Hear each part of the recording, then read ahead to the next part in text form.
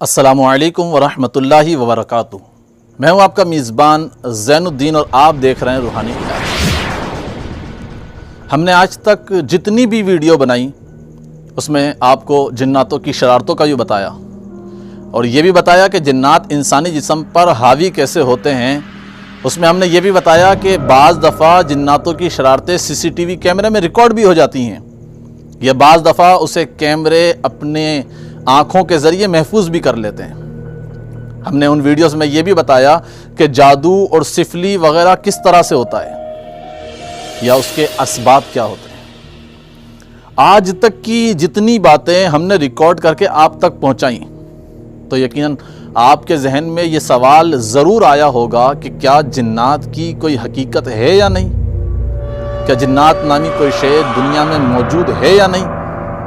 تو آج کا ہمارا موضوع جنات کے حوالے سے ہوگا، یعنی ہم یہ بتائیں گے کہ جنات کی حقیقت ہے یا نہیں، جنات نامی کوئی شے موجود ہے یا نہیں، یا جنات کو جن کیوں کہا جاتا ہے، اور کیا کوئی چیز جو ہماری آنکھوں سے نظر نہ آئے تو کیا اس کی کوئی حقیقت ہوتی ہے یا نہیں ہوتی۔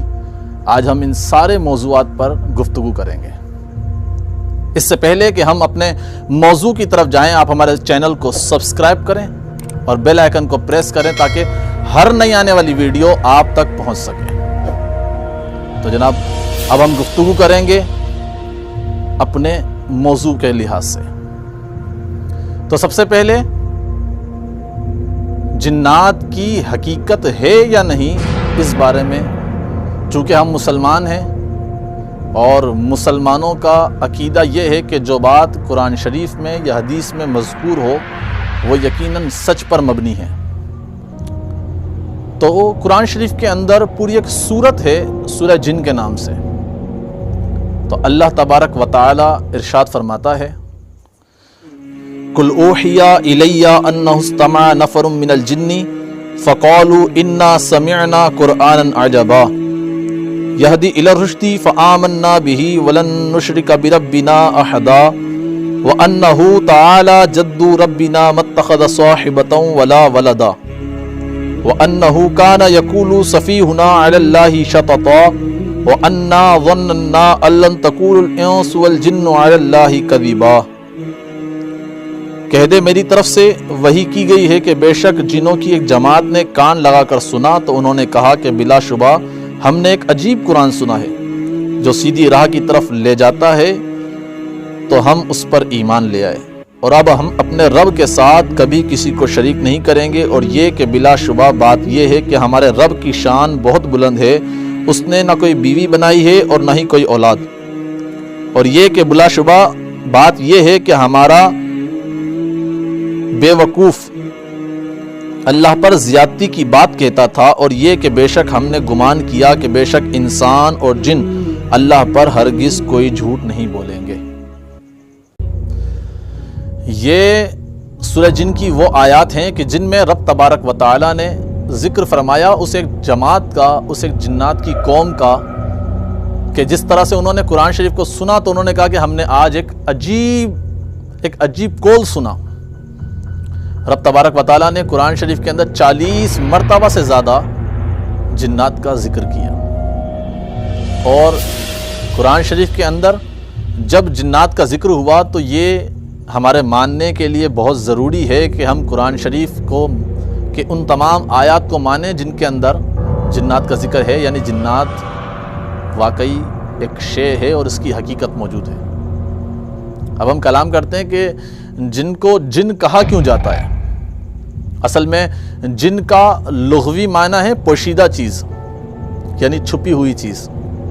اسی لیے جو حاملہ عورت کے پیٹ میں جو بچہ ہوتا ہے اسے جنین کہا جاتا ہے۔ اور آپ کو میں ایک حیرانگی والی بات یہ بھی بتاؤں کہ سورہ رحمان کے اندر رب تبارک و تعالیٰ نے جس جنان کا ذکر فرمایا ہے، جنان سے مراد جنت ہے، لیکن اس جنت یا اس جنان سے مراد بھی وہ پوشیدہ چیز ہے جسے ہم اس ظاہری دنیا میں اپنی آنکھوں سے نہیں دیکھ سکتے، یعنی کہ جن کا لفظ پوشیدگی کے لیے استعمال کیا جاتا ہے۔ تو اسی لیے جن کو جن کہا جاتا ہے۔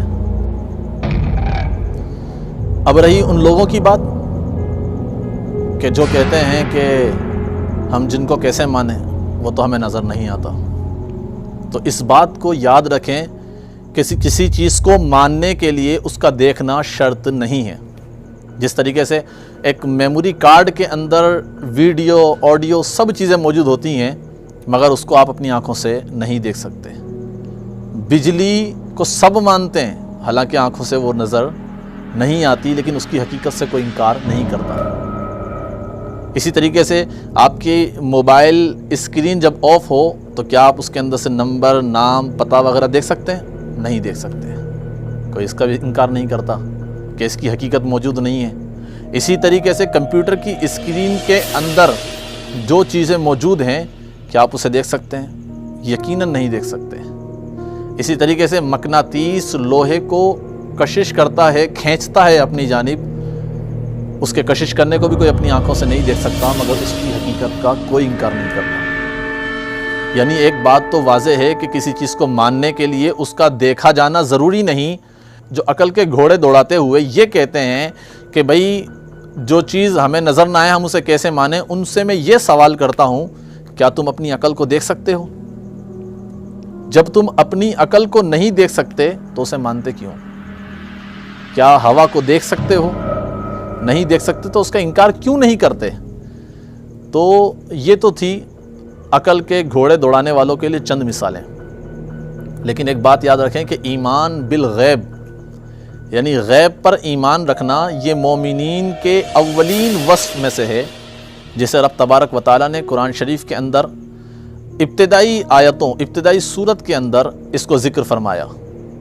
جیسا کہ سورہ بقرہ کی ابتدائی آیت ہے کہ الف لام میم ذالک الکتاب لا ریب فیہ ھدی للمتقین الذین یؤمنون بالغیب ویقیمون الصلاۃ ومما رزقناہم ینفقون۔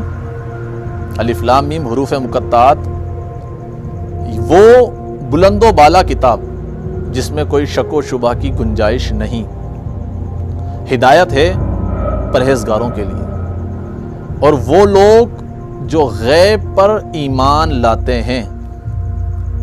یعنی رب تبارک و تعالیٰ نے اس وصف کے ساتھ ذکر فرمایا کہ وہ لوگ جو غیب پر ایمان لاتے ہیں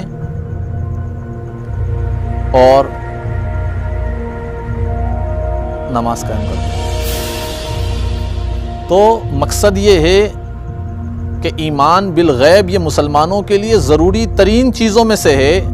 یعنی اس وصف کو رب تبارک و تعالیٰ نے ابتدائی صورتوں کے اندر بیان فرمایا۔ تو یہ تھا ہمارا آج کا موضوع، جس میں ہم نے آپ کو بتایا کہ جن کو جن کیوں کہا جاتا ہے، اور کیا جناتی نامی شے، جنات نام کی کوئی شے اس دنیا میں موجود ہے یا نہیں، اور کیا جو چیزیں آنکھوں سے نظر نہ آئیں اس کی کوئی حقیقت ہوتی ہے یا نہیں ہوتی۔ یہ ساری چیزیں ہم نے آپ کو آج کی ویڈیو میں بتائیں۔ اسی طرح کی مزید معلوماتی ویڈیو لیے ہم آتے رہیں گے۔ تب تک کے لیے اجازت دیجیے۔ السلام علیکم ورحمۃ اللہ وبرکاتہ۔